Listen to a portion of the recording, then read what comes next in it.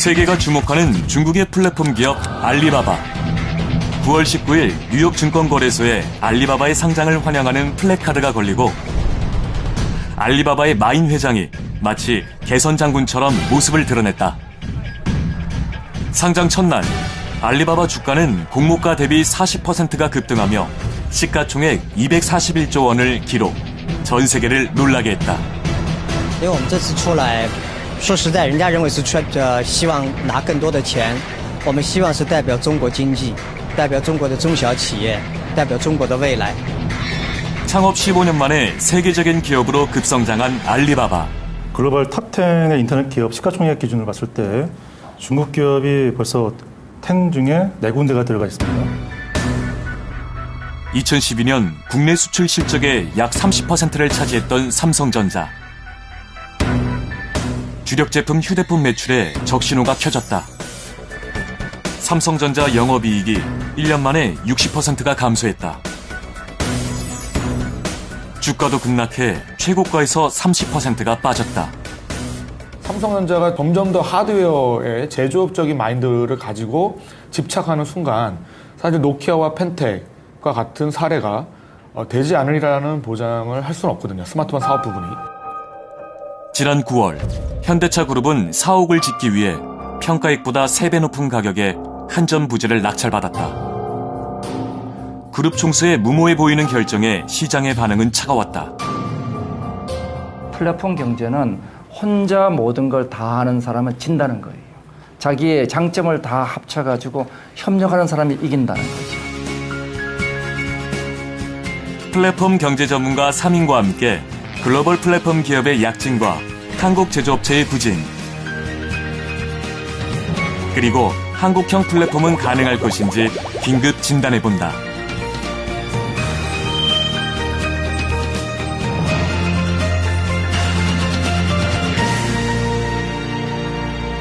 KBS 파노라마, 한국경제 플랫폼으로 진화하라. 진행을 맡은 엄지인입니다. 자, 지난 9월 19일 KBS 파노라마에서는 플랫폼 혁명, 게임의 규칙이 변한다 편을 방송해드렸는데요. 이 플랫폼 경제가 뭔지 쉽게 이해할 수 있어서 참 좋았다라는 평가가 많았습니다. 자, 그래서 오늘은 플랫폼 혁명 그 두 번째 시간으로 제조업 중심의 한국 경제가 어떻게 이 플랫폼의 가치를 활용하고 그리고 어떠한 혁신을 해야 하는지 자, 오늘 전문가 분들 모시고 자세한 이야기 나눠보는 시간 가져보겠습니다. 플랫폼이란 무엇일까? 플랫폼의 사전적 의미는 기차역의 승강장. 승강장은 다양한 곳에서 출발한 기차가 모이고 기차를 이용하기 위한 사람들로 붐비는 곳이다.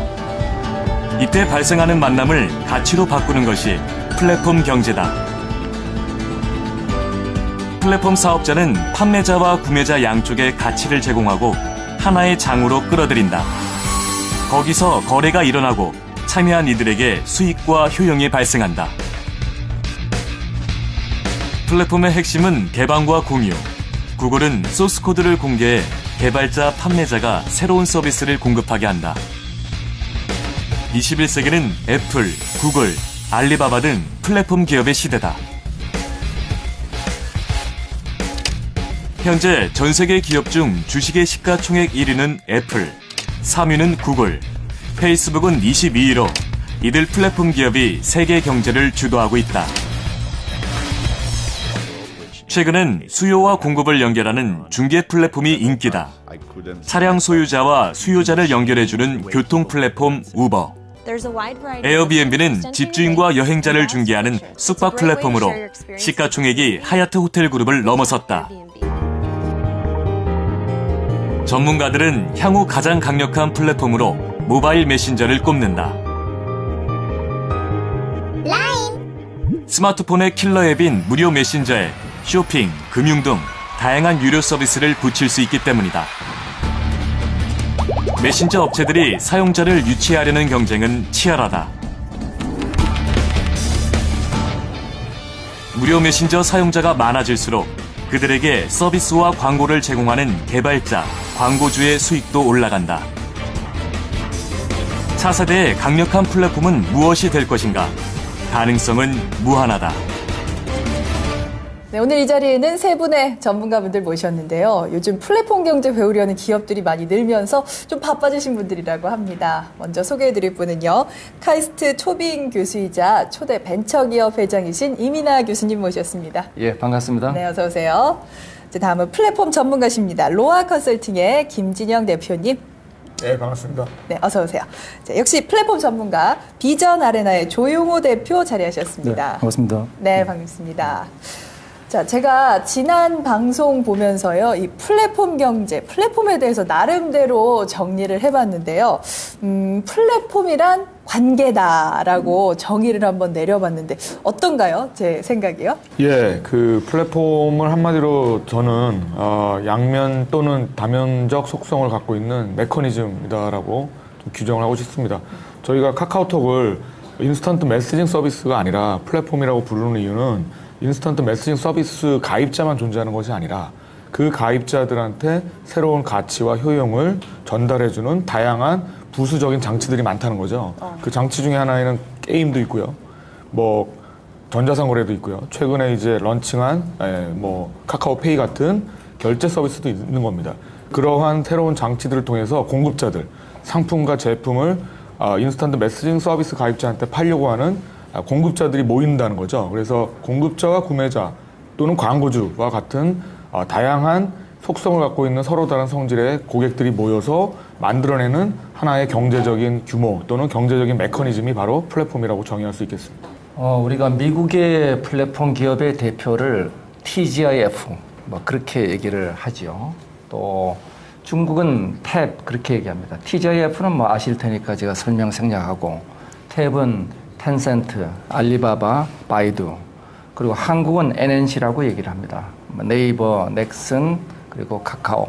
요즘 뭐 다음이 붙어 있습니다만은 이들 기업의 시가총액의 변화를 보면은 지금 각국에서 탑 10의 약 40% 정도를 점유하고 있어요.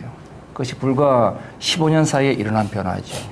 그 경제 구조가 얼만큼 빠른 속도로 변화했는가를 우리가 느낄 수가 있습니다. 옛날에는 창업에 들어가는 비용이 굉장히 컸어요. 아이디어도 내가 만들어야 되고 그것을 시제품 만드는 것도 내가 만들어야 되고 그거를 자금 모아서 공장 만드는 것도 내가 해야 되고 글로벌 마케팅도 제가 해야 됩니다. 이제는 어떻게 되느냐. 아이디어만 있으면 그것을 카카오에 올리든 라인을 올리든 전 세계로 나갈 수 있고 싸이가 유튜브를 타고 전 세계 20억 다운로드를 했죠. 이런 것들이 이 세상에 창조성을 꼽히는 새로운 시대를 만들어가는 거죠. 최근에 그 국내에서도 좀 말이 많은 우버라는 택시 유사 서비스 같은 경우에도 우버의 매출이 12조 원이고요. 그 다음에 실제 그 평가 가치는 2,3조 원 정도 되는데, 그러니까 현재 우버의 순매출이 지금 2.4조 원이거든요. 2.4. 네, 스타트업 치고는 굉장히 큰 수치죠. 그리고 현재 더 놀라운 것은 성장률에 있는데 성장률이 현재 연평균 4배에 이르고 있습니다. 네. 그러면 400%예요. 네. 그 사실 우버만의 얘기가 아니고요. 국내도 들어와 있지만은 에어비앤비라는 숙박 공유 서비스가 있는데 C2C 기반의 비슷합니다, 사실은요. 평가 가치는 좀 낮지만은 현재 연평균 성장률이 6배에 이르고 있고요. 힐튼 그룹이 전 세계에서 가장 큰 숙박업소를 운영하고 있는데 평가 가치로만 따지면은 힐튼 그룹이 한 반 정도에 근접해 있습니다. 지난 6월 발표된 세계 유망 스타트업 10개 업체. 우버와 에어비앤비가 1, 2위를 차지했다.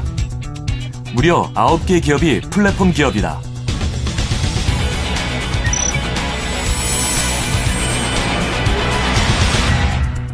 최근에 상장한 중국의 알리바바가 참 인상적이었어요. 알리바바 상장 당일에 공모가 대비 40%가 급등을 했다고 하는데 참 알리바바 역시 플랫폼 기업이죠. 당연히 플랫폼 기업이죠. 가장 대표적인 플랫폼 기업이고 이번에 상장 이후에 지금 시가총액이 약 240조니까 삼성전자보다 한 50% 정도 많은 거죠. 근데 그 회사가 불과 15년밖에 안 된 회사입니다. 그러니까 15년 만에 삼성전자의 1.5배의 시장 가치를 가진 회사가 만들어졌다. 대단한 일이죠. 알리바바는 중국의 전자상거래 플랫폼 기업으로 창업 15년 만에 세계 경제의 중심인 뉴욕을 점령했다. You're building a business. Let the sales begin. As soon as you have products. But where will you find suppliers? Alibaba.com. Global trade starts here at our online worldwide marketplace. 알리바바는 해외 제조업체와 유통업체를 중국의 부품, 완제품 생산업체와 연결하는 플랫폼. 지금은 전방위로 사업을 확장하고 있다. 알리바바의 창업자 마윈. 그는 초기부터 글로벌 시장을 공략. 현재 중국 전자상거래 시장의 80%를 차지했다. 2013년에는 이베이, 아마존의 거래 규모를 넘어섰다. 사실 초반에 중국이라는 그 공장을 많이 갖고 있는 생산자 그룹을 갖고 있었다는 게 큰 메리트이긴 하지만은 또 반면에는 이제 글로벌로 가기에는 서구 쪽에 판매자를 끌어당겨야 되는데 거기서 많은 문제가 있었습니다. 그래서 초기에 마인 회장이라고 요즘에 많이 유명해졌죠. 스타트업 쪽에 사실 우상 중에 하나가 됐는데 그분이 이제 마케팅 머신이라고 스스로 얘기하면서 전 세계를 돌아다니면서 판매자 그룹을 끌어당겼어요, 사실은요. 일정 부분 되면서 이제 중국이라는 시장과 서구가 만나면서 사실 이미 알리바바는 상장 이전에 글로벌 기업이었고 실제로는요. 근데 지금은 이제 나스닥 상장의 의미는 굉장히 많은 투자금을 끌어당긴 거죠, 사실은요. 그래서 걔를 토대로 어떤 사업을 벌일지 사실은 앞으로 좀 궁금한 부분이고. 최근에 이 플랫폼 기업 보면은 중국 기업의 약진이 좀 두드러지는 것 같아요. 2010년 이전에는 사실은 중국 IT 기업 이미지 하면 대부분 짝퉁 또는 뭐 모방, 산짜이 뭐 이렇게 불렸었죠. 그리고 하드웨어의 어떤 제조 역량을 일부 갖고 있었지만 여전히 기술적으로 소프트웨어 기술력이라던가 플랫폼의 기반 토대가 되는 소프트웨어 경쟁력은 사실은 낮았다라고 하는 평가가 지배적이었습니다. 하지만 이제 최근에 2010년 이후에 알리바바의 약진, 샤오미 같은 기업의 등장에 따라서 중국 기업들도 이제 소프트웨어 경쟁력이 굉장히 강해졌고요. 2014년 샤오미라는 기업이 중국 스마트폰 시장에서 판매 1위를 기록했다. 샤오미는 창립한 지 4년밖에 되지 않은 신생기업. 샤오미는 지난해 대비 휴대전화 판매 점유율이 9% 올랐지만 삼성은 6%가량 떨어졌다. 샤오미는 소프트웨어를 기반으로 하드웨어를 생산하는 기업으로 고객의 피드백을 받아 매주 운영체제를 업데이트한다. 중국의 스티브 잡스라 불릴 정도로 큰 인기를 누리는 샤오미의 CEO 레이준. 그는 처음부터 플랫폼 기업을 목표로 회사를 창립했다. 我们是一家互联网的公司，我们希望呢用这个手机的硬件平台来架构一个互联网平台。 샤오미를 인터넷 기업 또는 소프트웨어 기업이라고 본인 스스로가 창업자 스스로가 얘기하는 이유 중에 하나는 자기네들이 만든 새로운 플랫폼의 가치를 통해서 서플라이 사이드 즉 구매자 공급자의 많은 이제 개발자들이죠. 그다음에 샤오미에 열광하는 샤오미 이제 그 팬들 소비자들 진짜 많더라고요. 그렇죠? 소비자들을 연계하는 새로운 플랫폼을 만들었기 때문에 휴대폰은 하나의 거기에 부수적인 매개의 역할을 하는 것이죠, 사실. 제가 진짜 중국을 몰라도 너무 모르고 있었나 봐요. 아까 뭐 모방, 뭐 그때 기억만 하고 있고 방송 보면서 사실은 조금 충격을 받았거든요. 지금 뭐 세계적인 기업들이 중국에 되게 많이 있는 것 같아요. 네, 놀랍게도 최근에 나온 자료 보니까 글로벌 탑 10의 인터넷 기업 시가총액 기준을 봤을 때 중국 기업이 벌써 10 중에 4군데가 들어가 있습니다. 아까 말씀하셨던 중에 4개. 네네. 알리바바는 당연히 들어가 있고요. 2위로 들어가 있습니다. 그다음에 이제 뭐 텐센트, 바이두, 또 JD.com이라는 곳이 연이어서 들어가 있는 거죠. 와, 네. 정말 약진이 대단하네요. 중국 얘기 제가 하나 더 보태면요. 네네. 2011년도에 우리보다 2년 먼저 중국이 창조 경제를 시작했어요. 그들의 이름이 양화, 문화와 IT를 결합한다 양화융합이라는 중국의 창조 경제 정책이고 그 정책의 목표가 뭐냐면 세계 1위의 지식국가가 되겠다는 거예요. 실제 지금 어떠냐? 전 세계 특허 출연 1위 국가가 미국이 아닙니다. 중국이에요. 그리고 특허 출연 1위